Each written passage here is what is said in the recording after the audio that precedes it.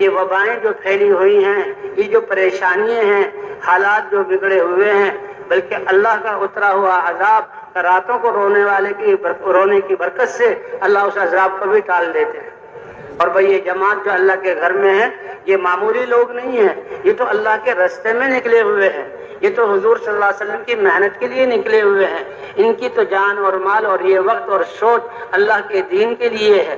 تو یہ کتنے محبوب ہیں اللہ کے لیے یہاں، تو بھئی ان کا راتوں کو اٹھنا، اس لیے بھئی راتوں کو تہجد کا اہتمام ہو، لمبی لمبی ہم نمازیں پڑھیں، سورتیں اس میں پڑھیں، اور ٹھہر ٹھہر کر نماز بنانے کی مشق کریں، اور پھر بھئی دعا مانگے، اور فجر سے پہلے ہمارے یہ جہاں قرآن پاک کی تلاوت اور صبح کی تسبیحات یہ فجر سے پہلے جو ہے پوری ہو جائے۔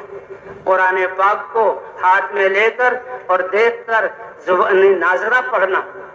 ہم نے سنا حضرت مولانا الیاس صاحب رحمۃ اللہ علیہ فرماتے تھے کہ اللہ کا قرب حاصل ہونے کے لیے سب سے قوی عمل میں نے رات کو اٹھ کر جو ہے قرآن پڑھنے میں دیکھا۔ اب قرآن تہجد ایسی کہ یہ عشاء سے پہلے کہیں سو نہیں، بلکہ عشاء تاکہ عشاء کی نماز مؤخر نہ ہو، اور عشاء کے بعد اب باتوں میں نہ لگو، جلدی سو جاؤ تاکہ تہجد میں اٹھنے کا موقع ملے۔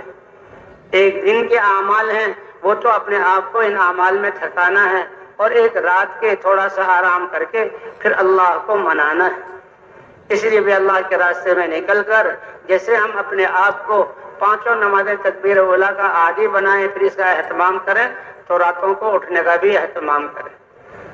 یہ راتیں اب لمبی ہوتی جا رہی ہیں، اپنے وقت کی حفاظت، سب سے قیمتی سرمایہ ہمارے پاس یہ زندگی کے سانس اور اوقات ہیں، اس لیے کہ جب یہ وقت ایک سانس گزر گیا اب یہ دوبارہ نہیں لیا جائے گا۔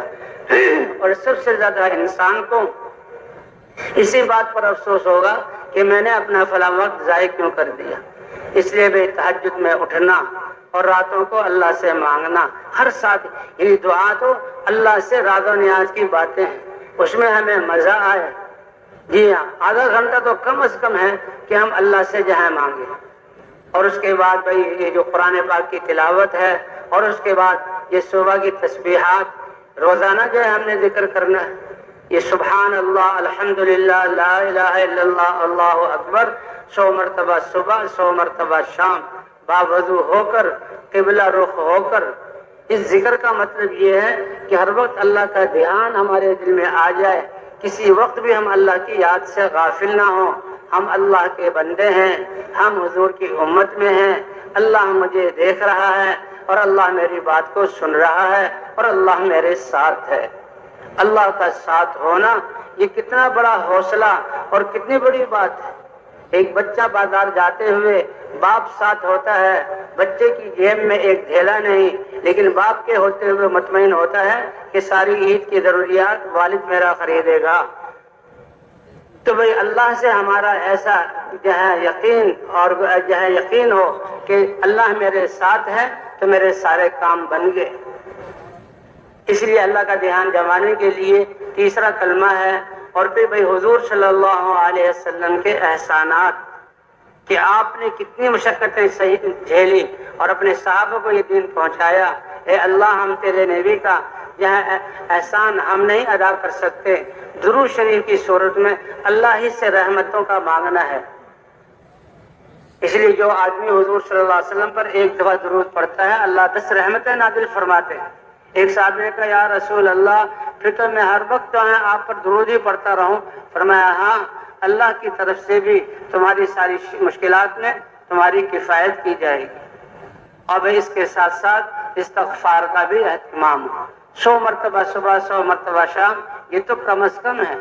اللہ کے رسول صلی اللہ علیہ وسلم ایک مجلس میں 70 سے زیادہ اور ایک مجلس میں 100 سے زیادہ استغفار کیا کرتے تھے۔ علماء فرماتے ہیں کہ حضور صلی اللہ علیہ وسلم کا استغفار کرنا امت کو بتلانے کے لیے تھا کہ اللہ کے رسول جن کی زندگی پاکیزہ اور جو معصوم ہے، جب وہ استغفار کرے تو ہم بھی مغفرت جہاں اللہ سے جو ہے وہ اپنے گناہوں کی بخشش چاہیں۔ ہم سے تو ہر وقت خطائیں، ہمارا دیکھنا، ہمارا بولنا، ہاتھ و پاؤں کی حرکت، تو استغفار کو زیادہ سے زیادہ کم از کم 100 مرتبہ، اور نبیوں کا استغفار ان کے درجات کے بلندی کے لیے ہوتا ہے کہ اللہ استغفار کے سے ان کے درجات بلند فرماتے ہیں۔ اور تیسری بات علماء نے یہ فرمائی کہ حضرات انبیاء کرام تو ہر وقت ترقی میں اوپر کی طرف بڑھتے ہیں، لہذا جب وہ پچھلے زمانے میں جو نچلے درجات میں تھے جب ان کو وہ دیکھتے ہیں اس پر انبیاء کرام استغفار کرتے ہیں۔ فرشتوں کا ایمان ایک سطح پر ہے، حضرات انبیاء کرام کا ایمان اور اللہ کے قرب میں ہر وقت ترقی ہوتی ہے، تو پچھلی منازل کو دیکھ کر وہ پھر کہتے ہیں استغفر اللہ ربی، استغفار کرتے ہیں۔ فرمایا جو استغفار کو لازم پکڑے گا جعل اللہ له من کل ہم فرجا، اللہ ہر گنج سے اس کو جہاں کشادگی عطا فرمائیں گے، اور ہر وہ من کل ضیق مخرجا، ہر تنگی سے اللہ اس کے لیے راہ نکالیں گے، ورزقہ، اور اللہ رزق عطا فرمائیں گے۔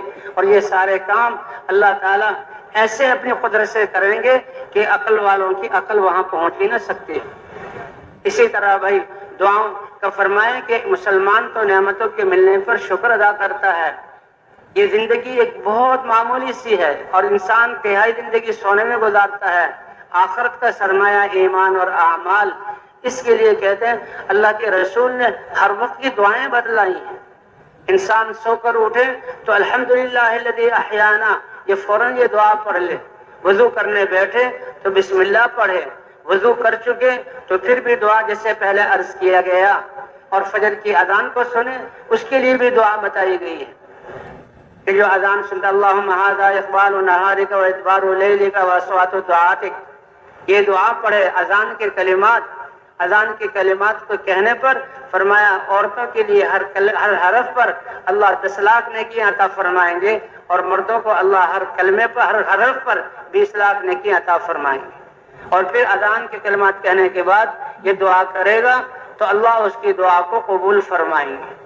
تو اس لیے بھائی جو ہے کھانے سے پہلے کی دعا، کھانے کے بعد کی دعا کریں گے اہتمام انشاءاللہ۔